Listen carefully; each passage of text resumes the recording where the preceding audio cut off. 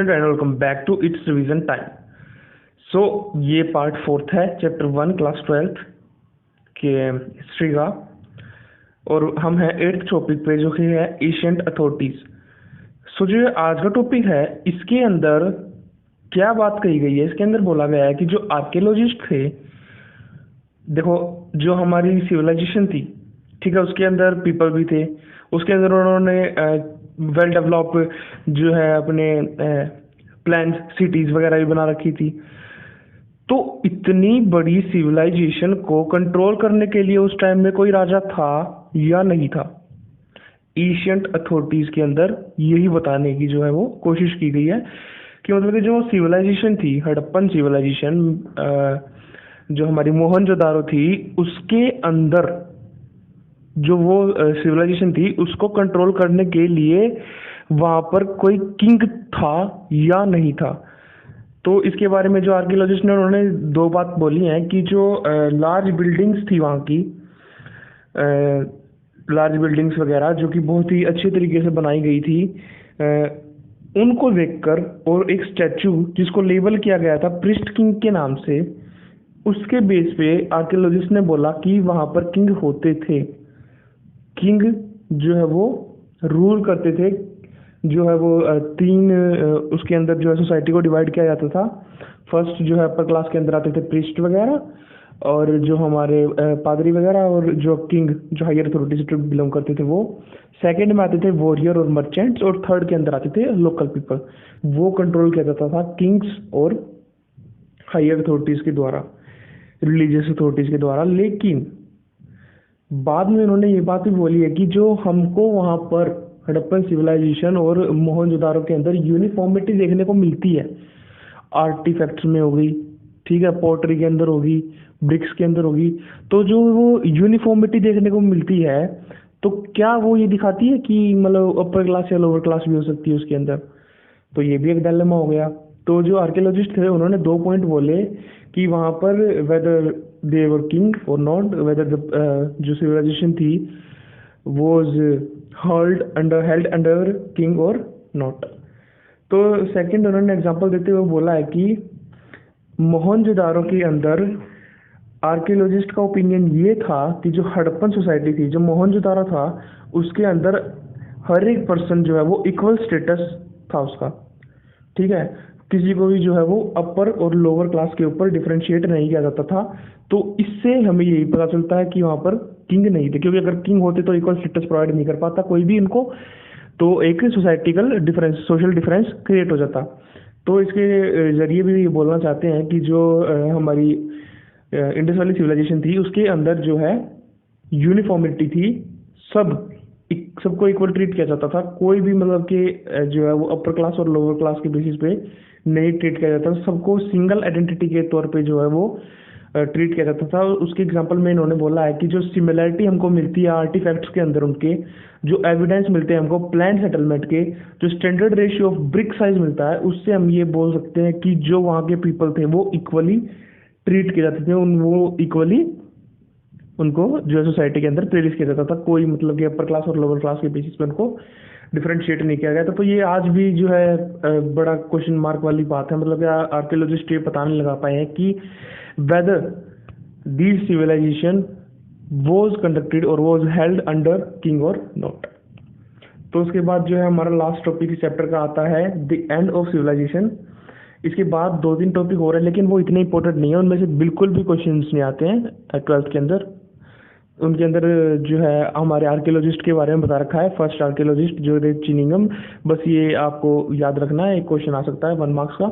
और different other जो हमारे आर्कियोलॉजिस्ट उनके बारे में भी उसके अंदर बताया गया है। जो लेकिन मेन टॉपिक है चैप्टर का वो है the end of the civilisation.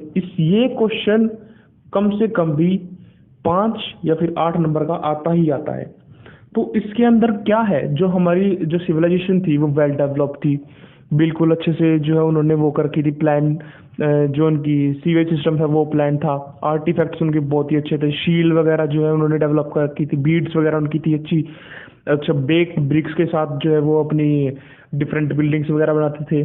लेकिन इस सिविलाइजेशन का एंड कैसे हुआ, क्या कारण थे जो इस सिविलाइजेशन को इसके अंत तक ले आए?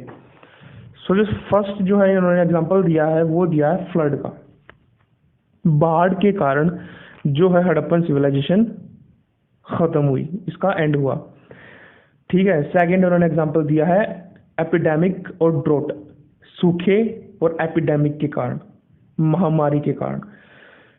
जो थर्ड इन्होंने पॉइंट दिया है वो दिया है अर्थक्वेक। अर्थक्वेक से भी जो है वो हड़प्पन सिविलाइजेशन का एंड हुआ। उसके बाद इन्होंने एग्जांपल दिया है फॉरेन इन्वेजन का।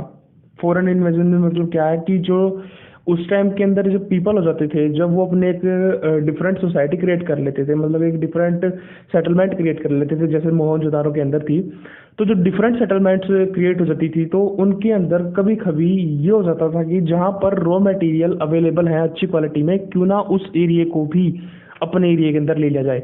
तो उस लालच के कारण जो है वो एक दूसरे को मारने लग जाते थे, जिसके कारण जो है वो डिफरेंट एरियाज वो कैप्चर कर लेते थे। तो मतलब कि ये भी जो है one of the most important जो है वो है एग्जाम्पल है, जिसके कारण जो अपनी इंडस वैली सिविलाइजेशन है उसका एंड हुआ। तो उसके बाद इन्होंने एक चीज़ और बोली है कि the change of the course of the Indus Valley civilisation is also considered as the main reason for the decline of Indus Valley civilisation. जो चेंजेस थे उसके कोर्स के अंदर, वो भी उसके one of the most important point के अंदर गिने जा सकते हैं उसकी डिक्लाइन के कारण, मतलब उसकी ख़त्म होने के लिए।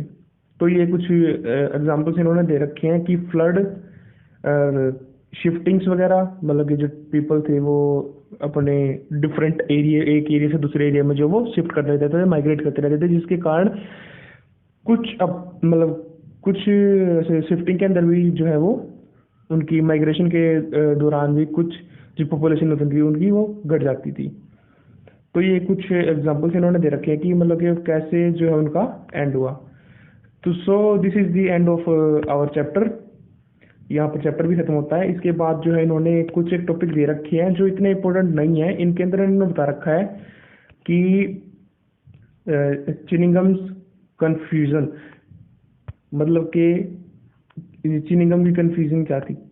तो इसके अंदर क्या हुआ था कि इन्होंने एग्जांपल दे रखा है कि जो चिनिंगम था वो फर्स्ट आर्कियोलॉजिस्ट थे, मतलब कि आर्कियोलॉजिकल सर्वे ऑफ इंडिया के डायरेक्टर जनरल थे वो, इंडिया की फर्स्ट। ये 1 मार्क्स के अंदर क्वेश्चन आ सकता है, इसको प्लीज नोट डाउन कर लेना। तो इन्होंने बोला है कि उन्होंने कुछ तो जो है वो चाइनीज वगैरह, चाइनीज जो बुद्धिस्ट पिलग्रिम्स थे उनके वो थे जो रिटर्न डॉक्यूमेंट्स वगैरह थे, उनसे एग्जाम्पल लेकर जो है वो अपनी जो डॉक्यूमेंट्स वगैरह थे जो उनकी इन्वेस्टिगेशन थी वो की, जिसके कारण वो एक डायलेमा में फंस गए थे। उसके बाद इन्होंने बताया है डिफरेंट आर्कियोलॉजिस्ट के बारे में, जैसे कि दयाराम सैनी और राखल दास बनर्जी, जिन्होंने जो है वो सील जो है वो डिस्कवर की थी, हड़प्पन सील। और उसके बाद इन्होंने हड़प्पन सिविलाइजेशन और मोहनजोदारो सिविलाइजेशन को भी है डिस्कवर किया। उसके बाद इन्होंने एग्जांपल दिया है जॉन मार्शल का, जो कि थे 1924 के अंदर जो है वो director archaeological survey of India के डायरेक्टर जनरल थे। तो इन्होंने जो है वो मोहनजोदारो को, जो हमारी इंडस वैली सिविलाइजेशन है, उसको पूरे वर्ल्ड को जो है वो बताया था उसके बारे में, पूरे वर्ल्ड को जागरूक किया था उसके बारे में कि एक नई सिविलाइजेशन मिली है इंडिया के अंदर, ऐसे ऐसे उसके बारे में इंफॉर्मेशन दी थी। तो यही इसके चैप्टर का एंड होता है। Thank you so much for watching. If you like the video please share it, like the video, and also subscribe my channel. Thank you so much for watching. We will meet in our next video.